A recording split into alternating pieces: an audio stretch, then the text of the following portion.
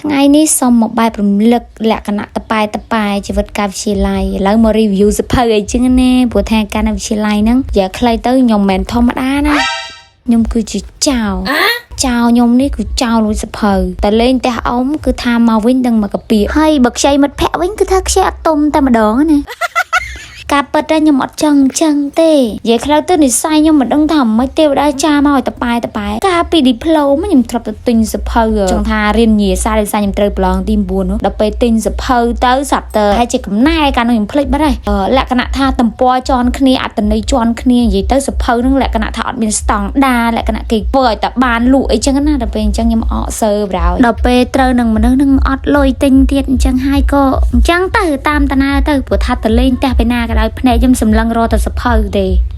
ចំពោះសភៅដែលខ្ញុំកំពុងតែអាននេះខ្ញុំរីកមិនមែនតែនចំពោះអូនដែលមានពេលតនេអាចឆ្លៀតអានខ្លះទៅពីព្រោះនៅក្នុងសភៅហ្នឹងគឺអត្ថន័យខ្លឹមសារអីមិនមែនជាធ្ងន់ធ្ងរខ្លាំងណាស់ណាដែលអាចឲ្យយើងអត់យល់ទេគឺងាយយល់ទេហើយសំណេរខ្លះគឺជាការលើកទឹកចិត្តជាសារដាស់តឿនចំពោះអូនមួយចំនួនដែលកំពុងតែមានបញ្ហាអីចឹងណាហើយការអានសភៅនេះមិនត្រឹមតែជួយឲ្យយើងមានចំណេះដឹងទេក៏ធ្វើឲ្យចិត្តយើងបានស្ងប់ផងដែរហើយនិយាយនេះមិនមែនថាខ្ញុំនឹងចូលចិត្តអានសភៅខ្លាំងណាស់ណាទេគាត់ថាដោយពេលអញ្ចឹងណាមិនបានដេកទៅហើយហេងើបកំពុងថតឲ្យគេមើលងើបឡើង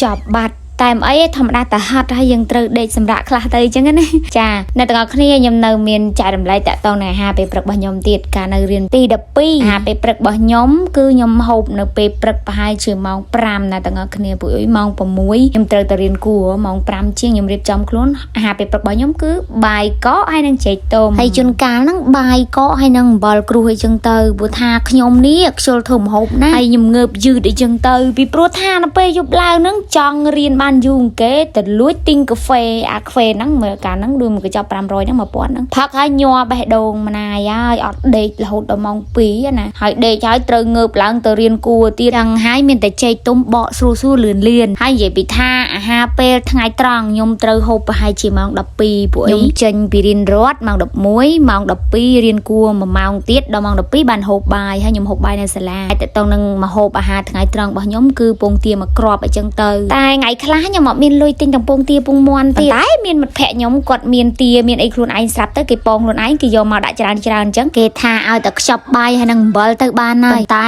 ថ្ងៃខ្លះអ្នកទាំងអស់គ្នាសយមែនគាត់ងើបយឺតទៅគាត់ផ្លេចទាំងជៀនពងទាទៀតក៏មកតទេអញ្ចឹងទៅក៏អត់សោមអំបិលទាំងអស់គ្នាទៅ